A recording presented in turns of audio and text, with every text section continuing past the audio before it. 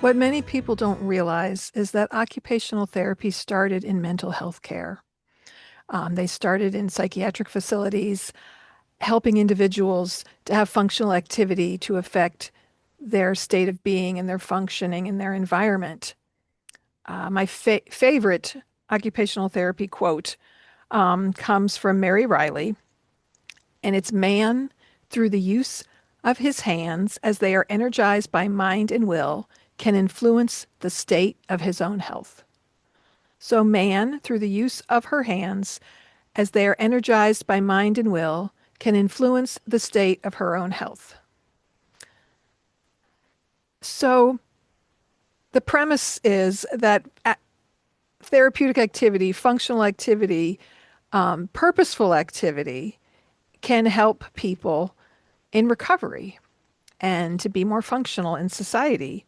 Um, and so this began in the field of psychiatry, psychiatric rehabilitation.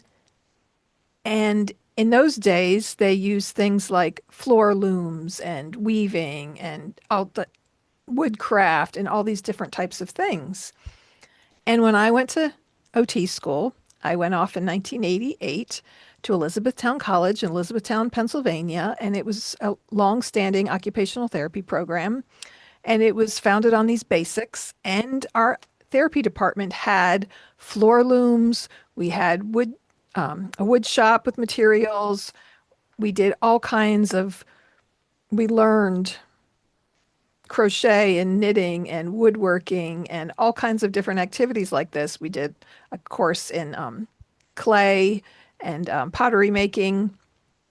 And we learned these things as a way of using these tools to function with individuals. Now, after World War One, I think it was World War One, occupational therapy had a new focus in moving into physical rehabilitation, right? Using these same strategies to help people overcome physical disabilities. So this quote, it highlights the connection between intention of manual activity and physical health and improvement. So occupational therapy is always focused on work, play, leisure. So how our mind and body are functioning together to do our daily activities, to engage in leisure tasks and, work tasks, whether it's being a student or whatever your job or activity could be, everything from a parent and a caregiver. So this premise guides my profession and it's become a part of me and in the back of my mind. So flash forward, it's around 2010 and I have a child who's dealing with severe anxiety. And I started thinking about man, through the use of their hands, as they're energized by mind and will, can influence the state of their own health. I had an 8-year-old who wanted to learn to knit.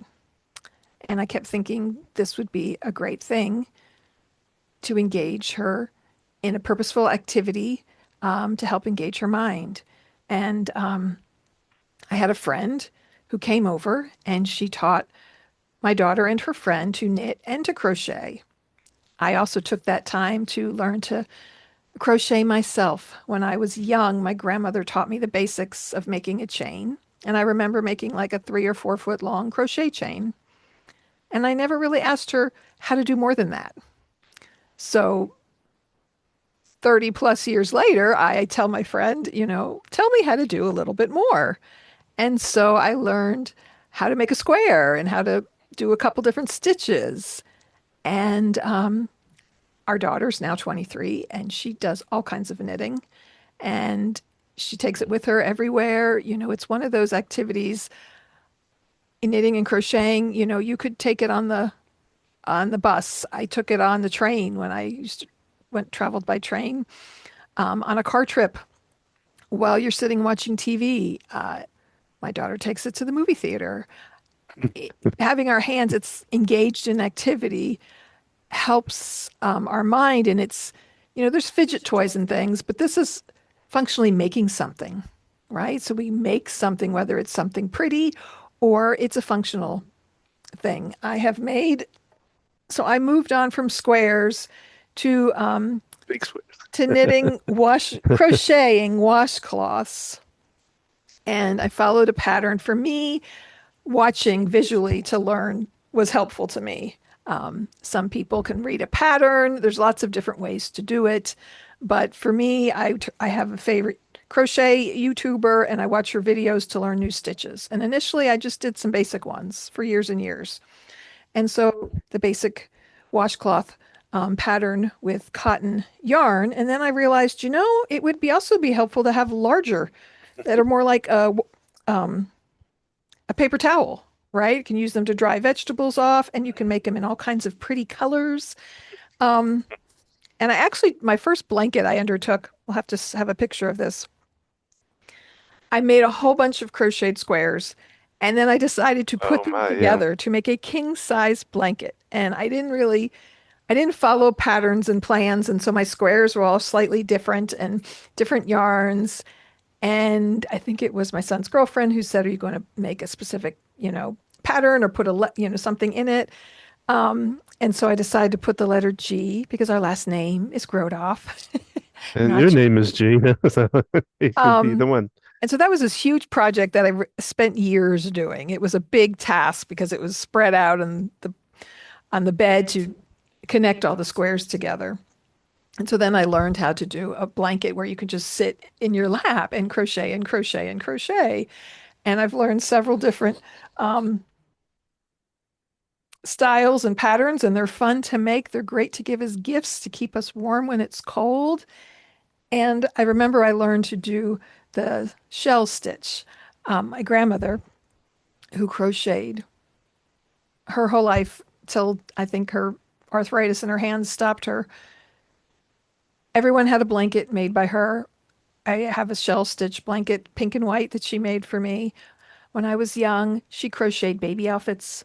When our older daughter was born, she was the first girl that had been born in a while, and she had this beautiful hat, sweater, and booties in pink, all crocheted.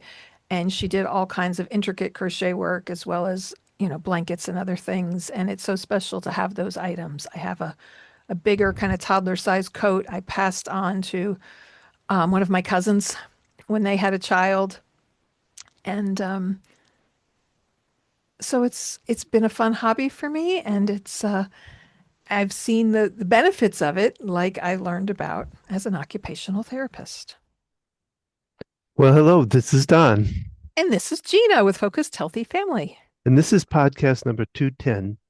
And today, well, I don't want to have time for this. That's what we're calling the podcast today because I it's about don't hobbies. really have time for this, as in hobbies. I'm a caregiver. I'm taking care of my kids and my parents. Who has time to do a hobby, right? Yeah. So, and yet when we don't take care of ourselves, what happens, right? Or maybe your loved one is passed, and now what? So we're going to look at that today. Well, and you didn't really mention that, but you kind of passed it along to our youngest too. I mean, she doesn't do it as much as Yeah, everybody she else. was, goodness, if Abby was 8, she was a year and a half.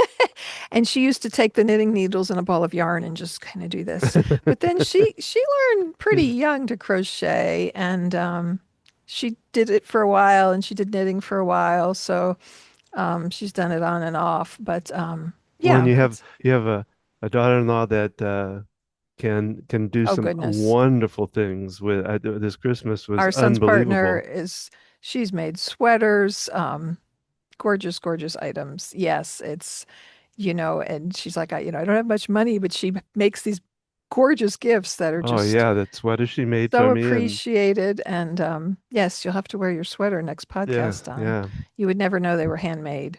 No, Mm. no, like something you'd buy at Kohl's or someplace even bigger than that. But we have do you want to do jokes first? Sure. I used to like origami as a hobby, but I gave it up as it was too much paperwork. And what's Uh, our tip for today, Don? well, I actually found a list of tips for new hobbies, and there's like 50 in it. So I'm not going to put the whole thing up here. I'll put that up on the website afterwards if you want to go to the website to get it. It comes from Familyhood Central, whatever that is.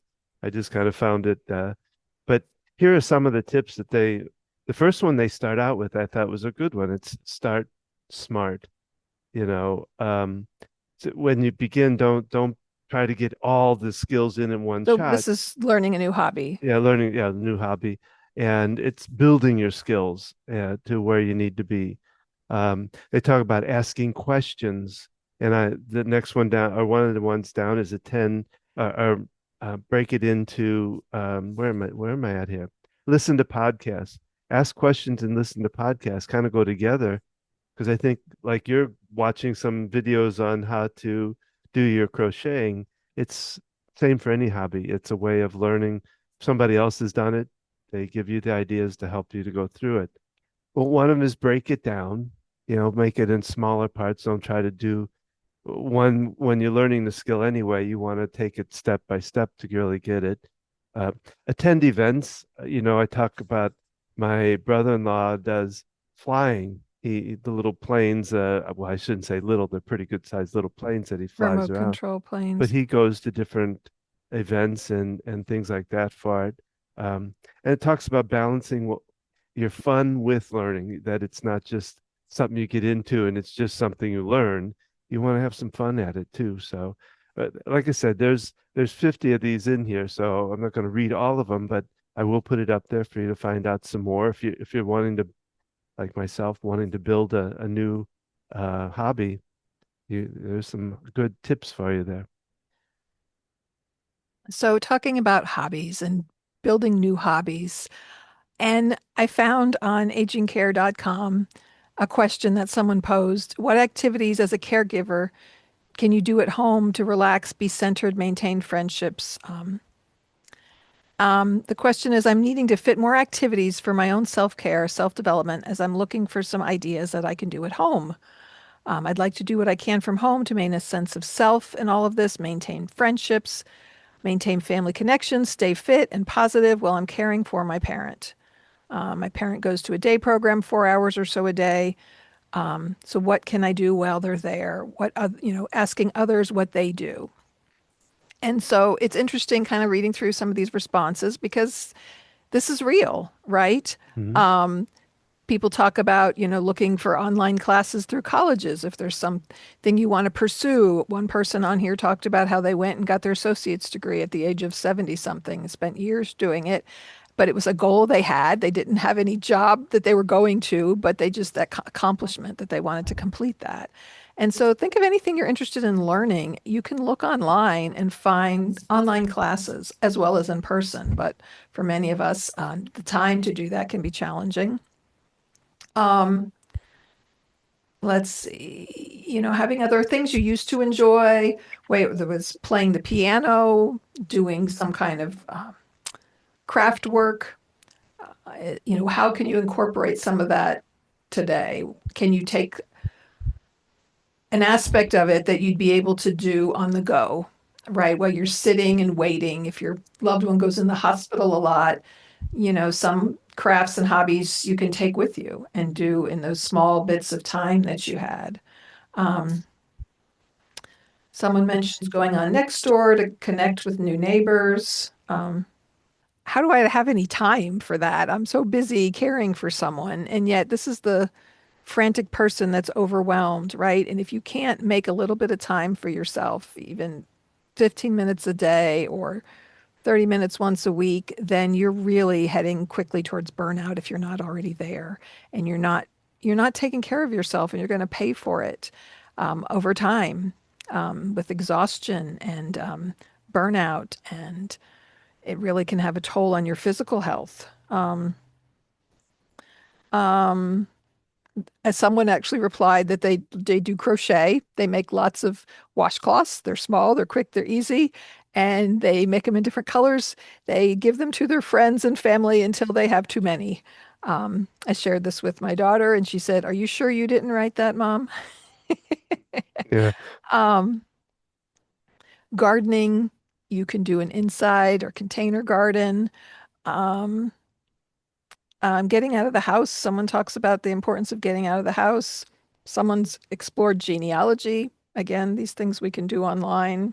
I know our local library here in Rowan County has a whole genealogy area of the library to explore things like that. And it can be good to get out of the house. Sometimes we need to take that time when we have a little bit of time to ourselves. Maybe we have someone coming in to assist or something, or a loved one goes somewhere.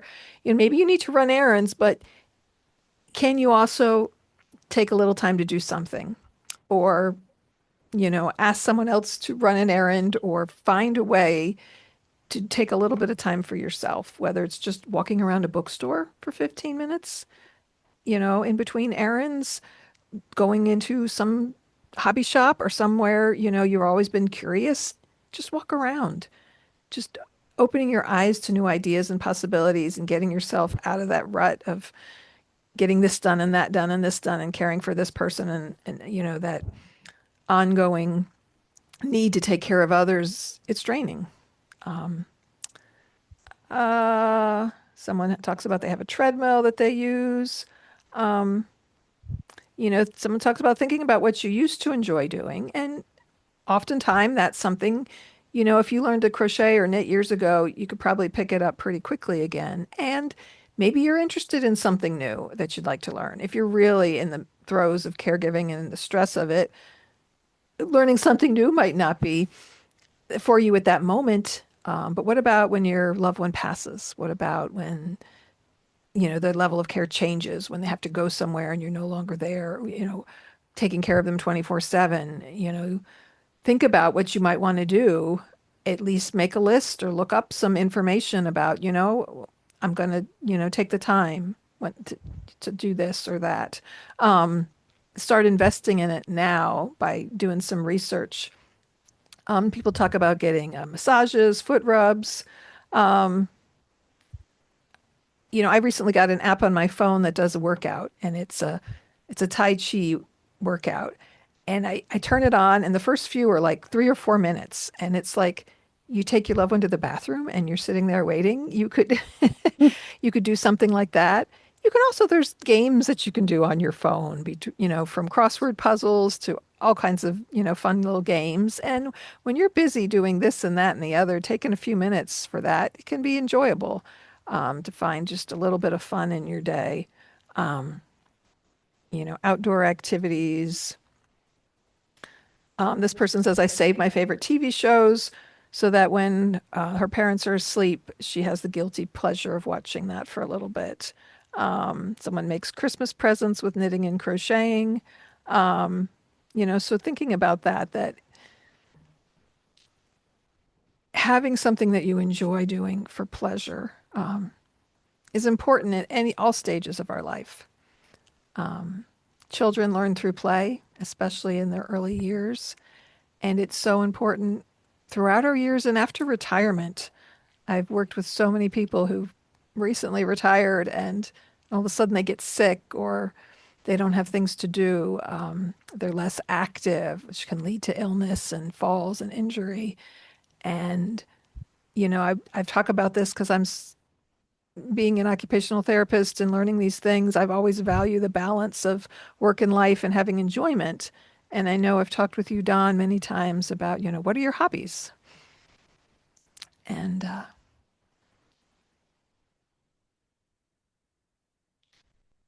that was a question for you, Don. My hobbies.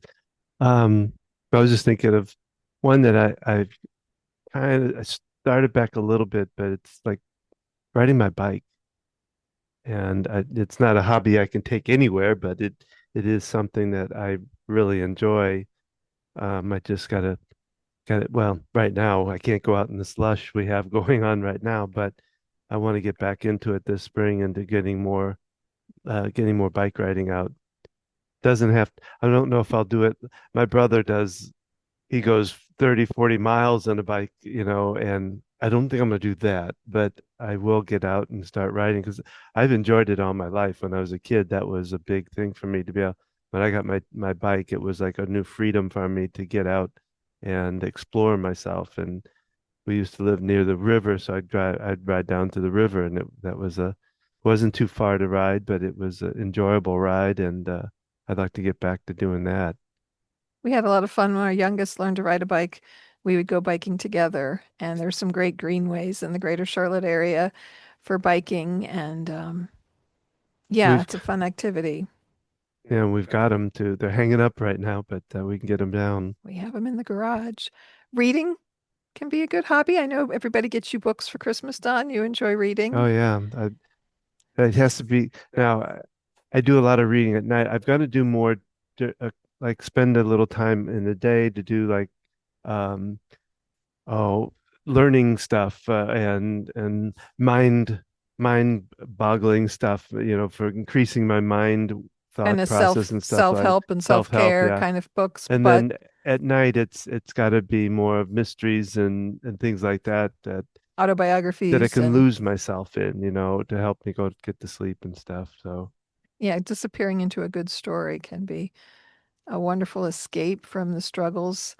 Um, just like watching a movie or a show, but reading now we can read on our phone. There's Kindles, there's ways that you can have it without having to have a physical book. Accessing libraries, there's so many free libraries out there to access books, um, virtually. And of course, everybody loves a good physical book to hold, or at oh least yeah, some many of us do.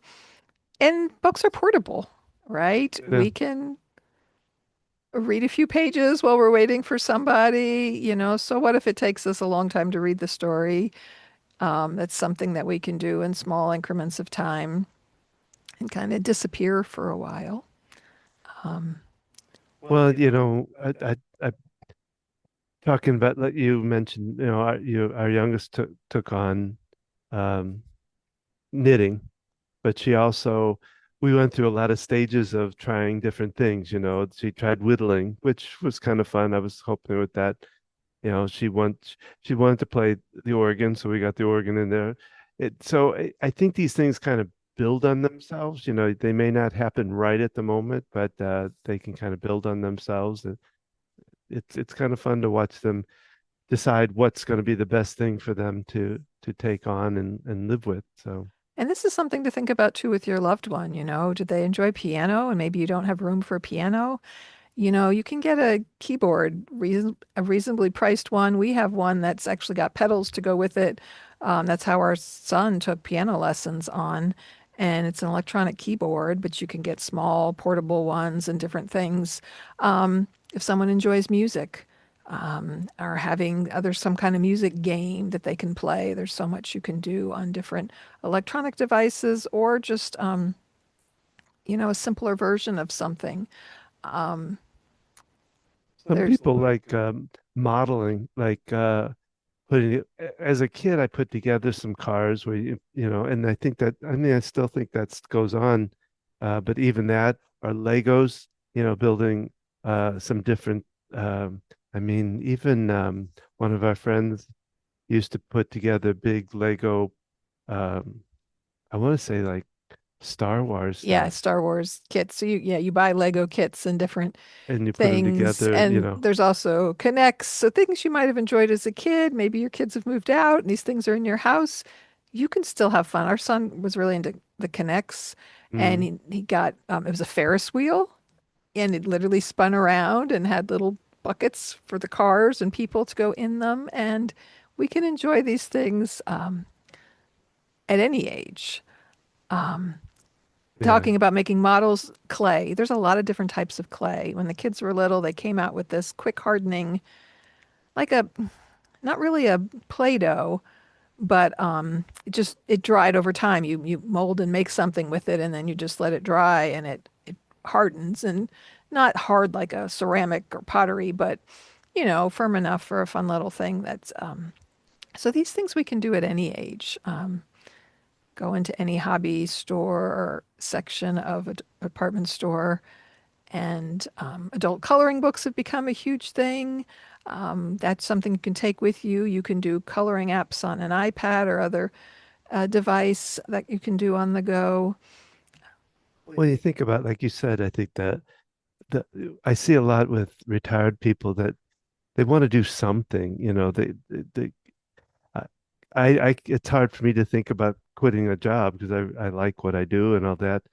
But when you do and you don't have somewhere to go to or be in, it's good to have something to be able to fill your time. And a lot of times they'll even be doing things like making jewelry and stuff that they can actually sell for a little bit if they need to.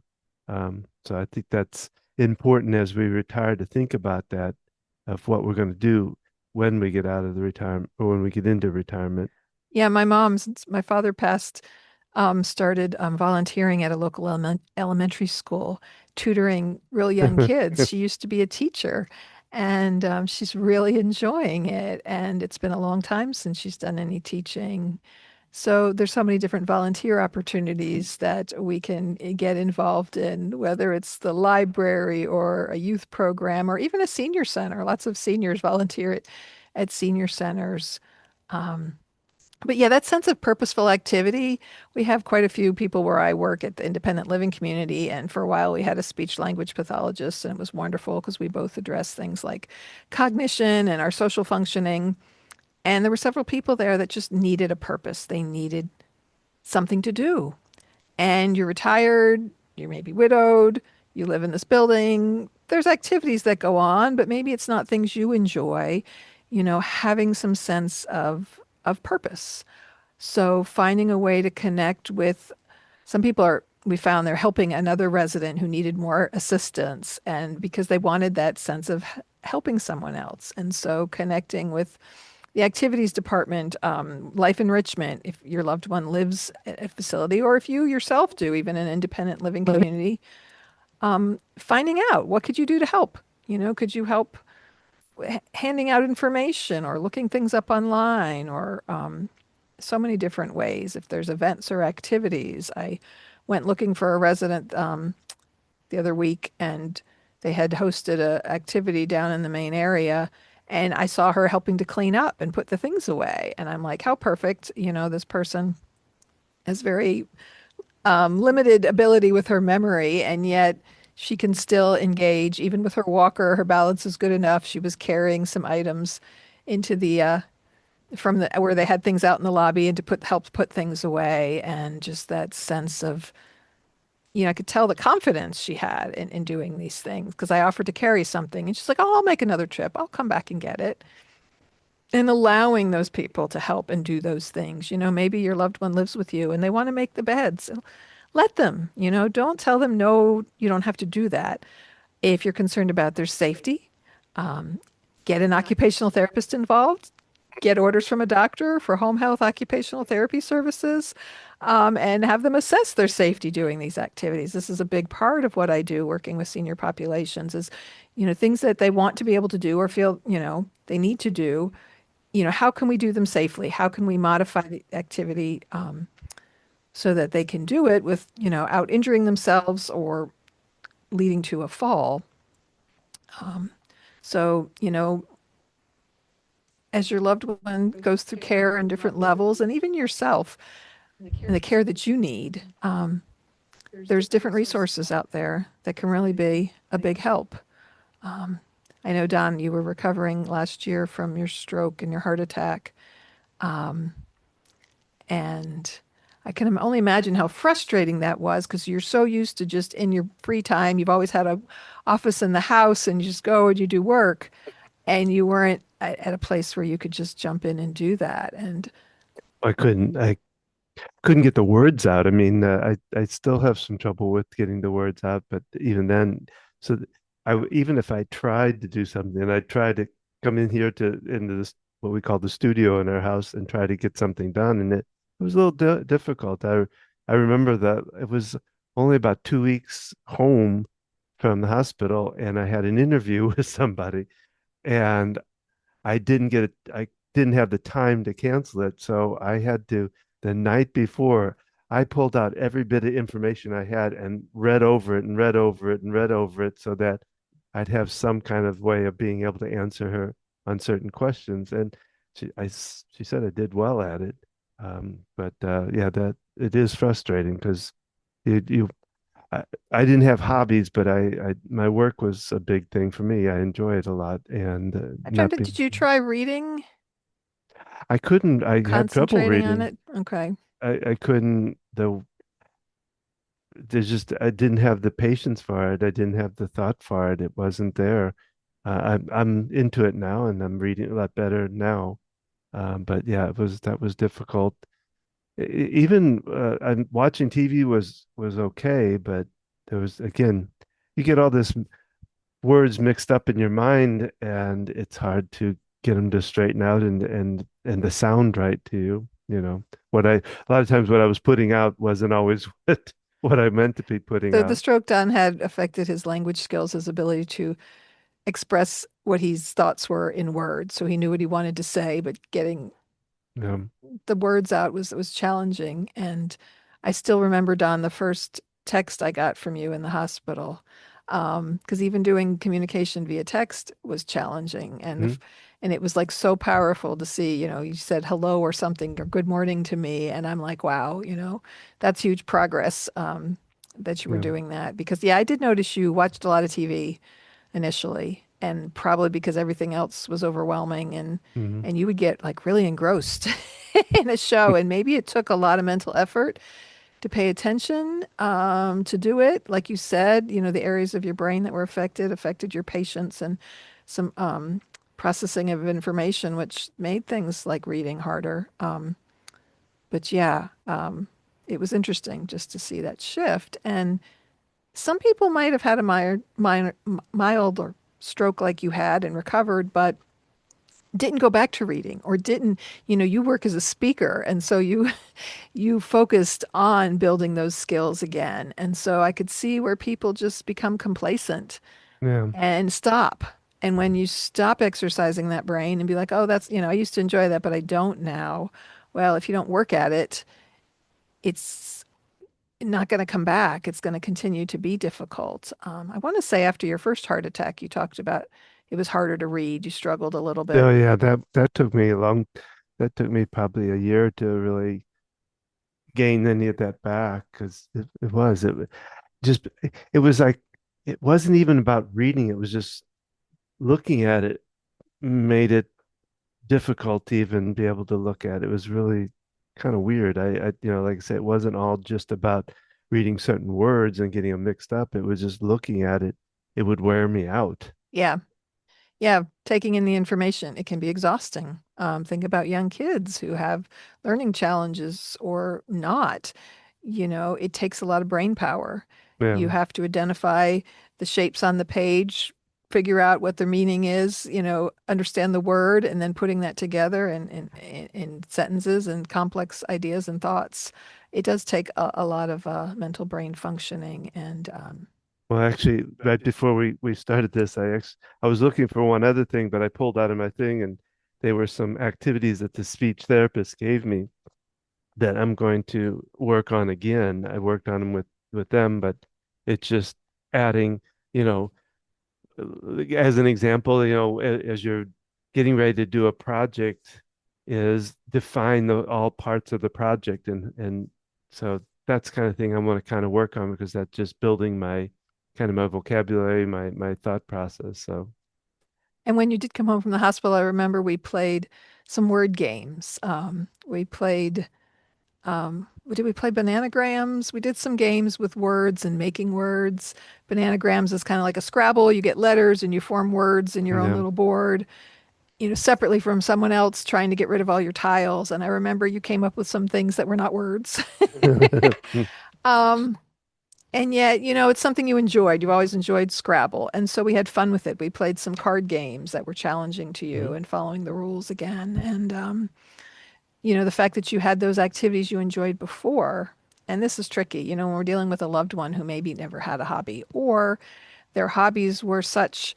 I'm thinking about my dad. His hobbies were golfing, fishing, and woodworking, very physical activities. And when you're Yeah. limited physically to do those things, it left him, without a lot of fun activities. He watched funny TV shows that he enjoyed, but those activities that he could no longer do, I kept trying to figure out a way to I know when he was going to the adult center, they tried to bring out some wood things for him, but to him that was frustrating. He didn't Hmm. want to do something simple with the wood. It was something he used to be good at, and he was very aware he wasn't, and it just got him really frustrated every time they brought that out.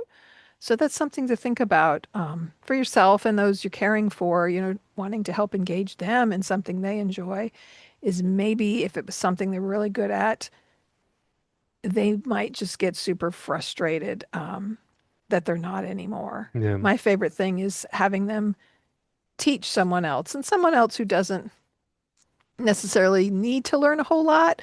But, mom, remind me how this recipe goes and let them tell you or a grandchild, how to do something and just be on board that it's okay if they mess up or they make a Hmm. mistake with it. One of the people I work with at work she hadn't cooked in a while. They left their house and moved into our independent living where they serve all your meals and you only have a very small kitchenette in the building I work in. So there's not much of a kitchen for most people to be able to cook. And she wanted to make a special fruit cake she made at the holidays and she made it. She said it didn't come out right. And she was thinking it was the pan. She was, and maybe it was. It could have been something like that. And it also could have been, you know, who knows? Was she measuring it exactly? Was there something different, with how she's doing it and not realizing that? Um, but not having to point out those flaws to people. But so thinking about ways to simplify things and how can you incorporate some things you enjoy, or if you want to learn a new hobby, what research, what things can you do now? Because it's about having things you enjoy doing and having that be a part of your life and doing in a way that's helpful to you. Because my favorite quote um, man, through the use of their hands, as an energized by mind and will, can influence the state of their own health. So think about that for yourself, for your children, for your family members, your aging loved ones that you might be caring for, or if you're a caregiver in any capacity.